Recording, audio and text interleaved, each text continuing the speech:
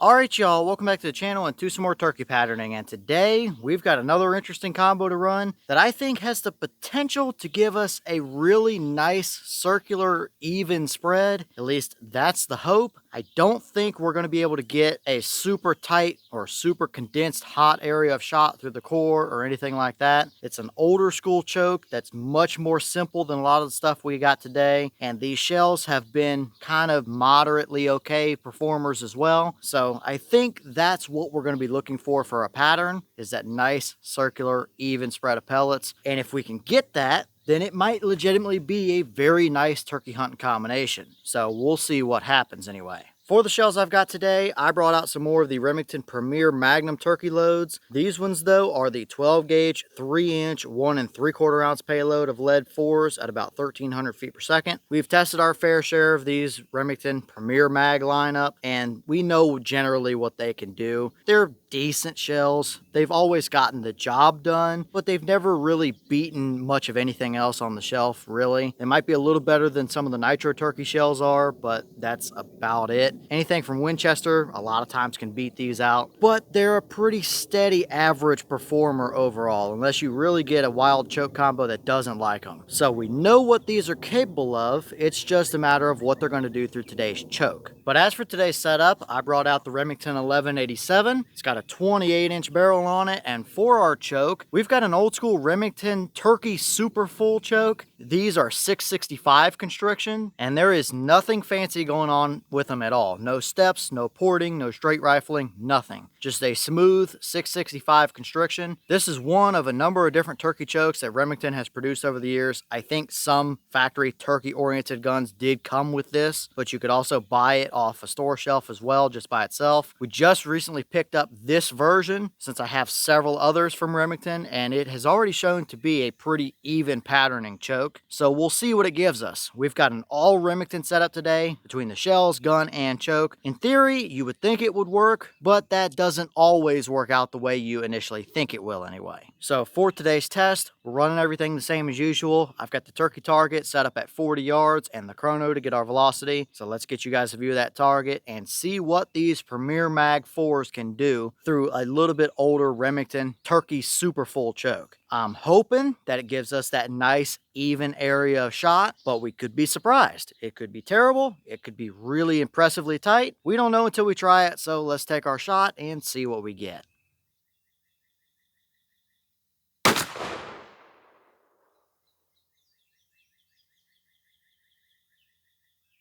All right, that show gave us 1392 through the chrono. We have a boss claim of 1300, so we are a decent little bit above that, and that's getting up and moving on out for a lead 4. It's not uncommon that we are above the 1300 mark with these shells, but that is a good bit of velocity. So was that choke combo actually able to hold a decent pattern at that kind of number, and with these shells in general? Let's go check out our 40-yard target and see what we got anyway.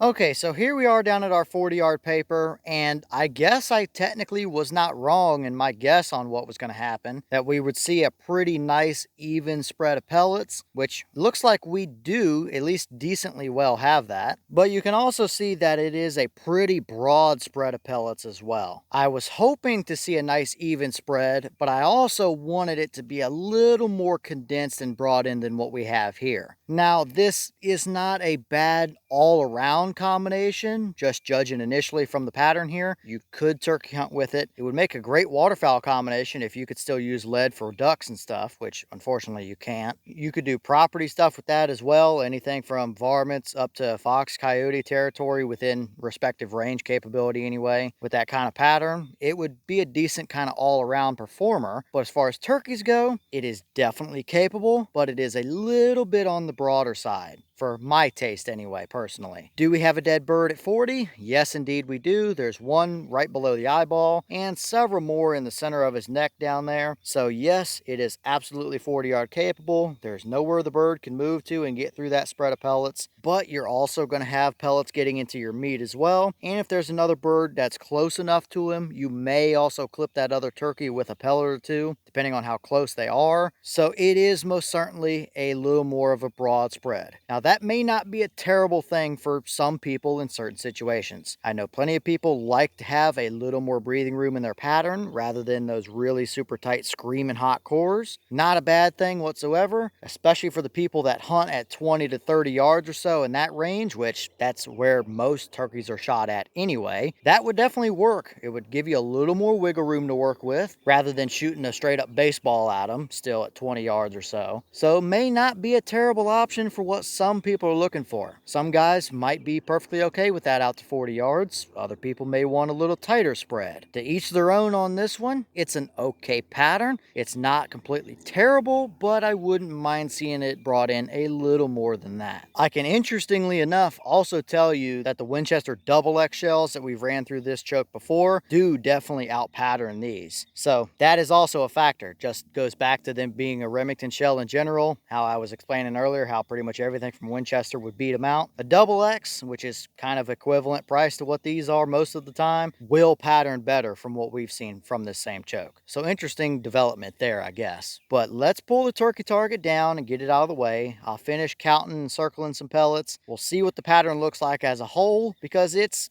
decent. It's just not overly tight necessarily.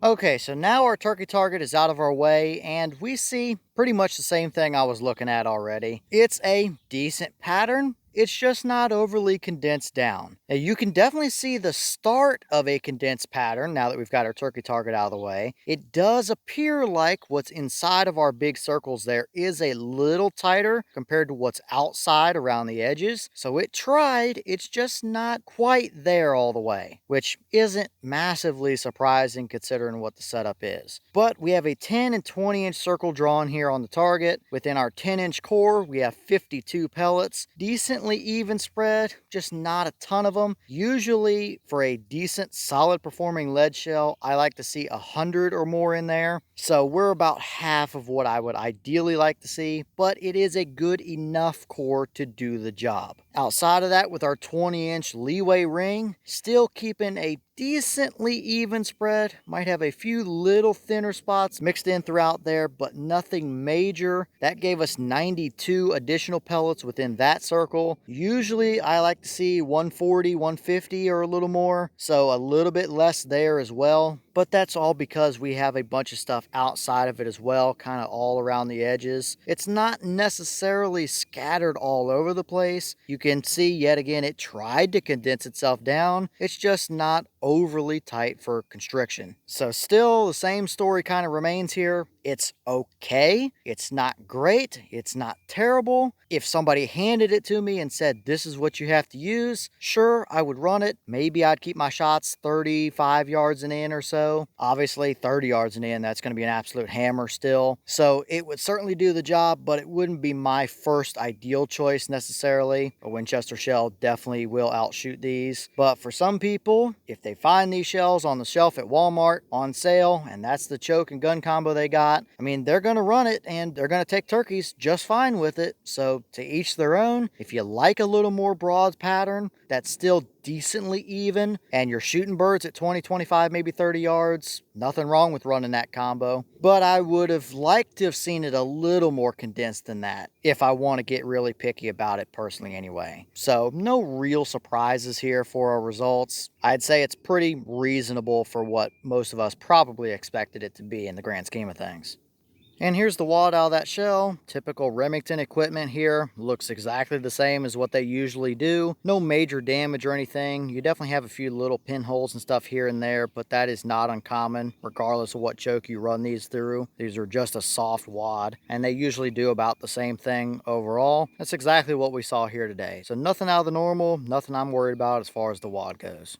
Alright y'all, well, what did you think about that result right there? I would say it's an okay, kind of all around middle of the road performer. It would work for turkeys, it would work for varmint stuff around the farm. If you needed to shoot a fox or a coyote or something from the chicken coop, sure, it would work for that. Overall, it's a pretty middle of the road performance. It's a decently even pattern, it's just not overly tight or condensed down. That choke is a 665 constriction, so you would think that maybe we could bring it in a little bit more. But it is a little bit of an older choke, much more basic, no fancy features to it whatsoever. So as far as being a nasty turkey choke like some of the stuff we've got today, I'm not overly surprised that it gave us this kind of pattern with those Remington shells. I'm sure with a little bit quote unquote higher quality shell, if you will, or shell that we know performs a little better than what these do, that it will absolutely shoot better. We've seen it from the XX shells. They gave us a better pattern than this as well, so we know it's capable of more. It's just kind of a more basic combination today that is a little bit more on the limited side. Not a bad thing, like we've already said.